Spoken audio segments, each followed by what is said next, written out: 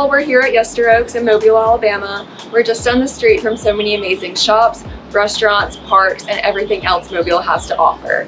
This is an amazing community with amenities such as a swimming pool, a computer center, and a fitness center.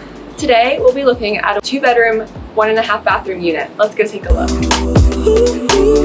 Come on in. All units feature spacious living rooms.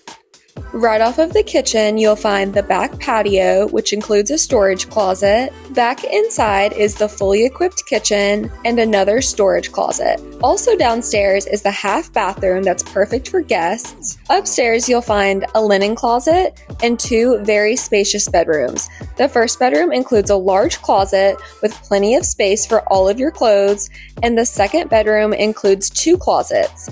The bedrooms are connected by a Jack and Jill style bathroom, with each side having its own vanity with a sink. Inside the clubhouse, you'll find a computer center, a seating area, a coffee station with a Starbucks machine, 2 large tables, a community kitchen, a fitness center with a Peloton,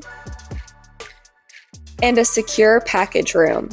Outside, you'll find an electric vehicle charging station, a pet park, a playground, and a swimming pool. Click the link below to book your tour.